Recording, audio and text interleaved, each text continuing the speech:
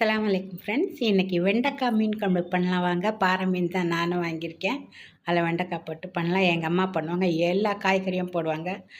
கத்திரிக்காய், மாங்காய், வாழைக்காய், இந்த வெண்டைக்காய், முருங்கைக்காய் எல்லாமே போட்டு செய்வாங்க. இந்த அரிசியெல்லாம் வறுத்து பொடி பண்ணி போடுறது ரொம்ப சூப்பராக இருக்கும். நீங்களும் ஒரு தாடி பண்ணி பாருங்கள். அது கூடயே ஒரு கதையும் எடுத்து கேட்டுக்கோங்க. ஒரு ஊரில் ஒரு அம்மா, ஒரு அப்பா, ஒரு பையன் 3 பேர் இருந்தாங்க. அப்பா வந்து கூலி வேலை பண்ணுறவர். ரொம்ப கொஞ்சமான கூலி தான். அந்த கூலியில் 3 பேர் சாப்பிட்றதுக்கு 3 வேளை சாப்பிட்றதுக்கு முடியவே முடியல.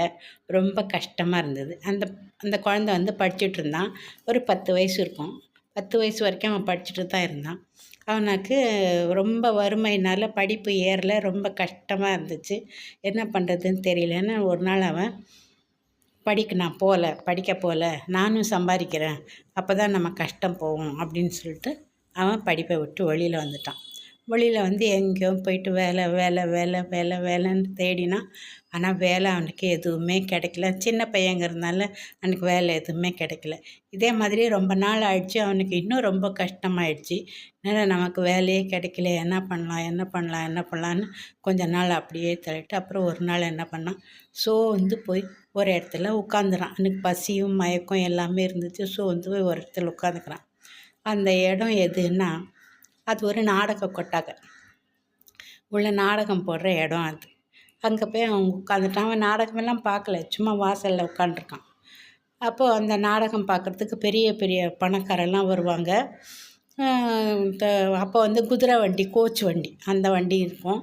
அதை கொண்டு வந்து நிறுத்துவாங்க. அவன் பார்த்துட்டு தான் இருந்தான். அப்போ ஒருத்தர் வந்து என்ன பண்ணுறாரு, இந்த கோச் வண்டியை கொண்டாந்து நிறுத்திட்டு இந்த பையன்கிட்ட சொல்கிறார், தம்பி நீ இதை கொஞ்சம் பார்த்துக்கிறியா, நான் நாடகம் பார்த்துட்டு வர வரைக்கும் இதை கொஞ்சம் நல்லா பார்த்துக்கிறியா, இந்த குதிரை போயிடும் எங்கேயாவது, கொஞ்சம் பார்த்துக்க பத்திரமான்னு சொல்லிட்டு போகிறாரு. அப்போ சரி நானும் பார்த்துக்கிறேயா அப்படின்னு சொல்லிட்டு அவரை பார்த்துக்கிறார்.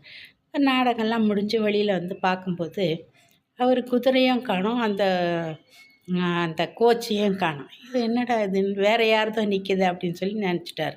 அப்புறம் அந்த பையன்கிட்ட எங்கே பையனோடது குதிரை பார்த்துக்கோன்னு சொல்லிட்டு பண்ணி, இதுதான் உங்களது, நீங்கள் வச்சுட்டு போகுது இதா, இந்த மாதிரி இல்லையே என்னதுன்னா, நான் நல்லா சுத்தம் பண்ணி வச்சுருந்தேன்.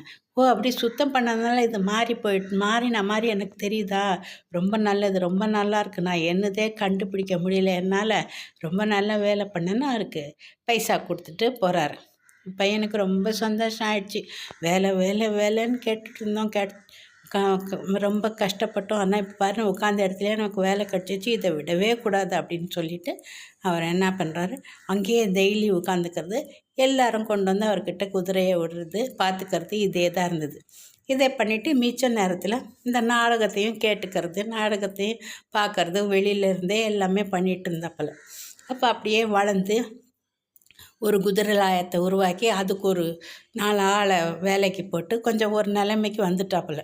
வந்த உடனேயே என்ன பண்ணுறாரு, சரி இதான் நமக்கு வாழ்க்கை போல இருக்குது, இதையும் நம்ம செம்மையாக பண்ணிக்கலாம், நமக்கு கிடைச்ச அந்த வாய்ப்பை நம்ம நல்லபடியாக தான் வாய்ப்பை பயன்படுத்திக்கிட்டோம் அப்படின்னு சொல்லி நினச்சிட்டு இருந்தப்போ ஒரு நாள் நாடகம் நடக்கலை, யாரும் வரவும் இல்லை. என்னடா இது, நாடகம் நடக்கலை, யாரும் வரலையே, என்ன பண்ணுறது தெரியல, இப்போ தானே நம்ம நினச்சோம், அதுக்குள்ளே நமக்கு இந்த மாதிரி கஷ்டம் வந்துடுச்சு அப்படின்னு சொல்லிட்டு நினைக்கப்போ அந்த இவன் போய் உள்ளார கேட்குறான், ஏன் இன்றைக்கி நாடகம் நடக்கலையா அப்படின்னு சொல்லி கேட்குறான்.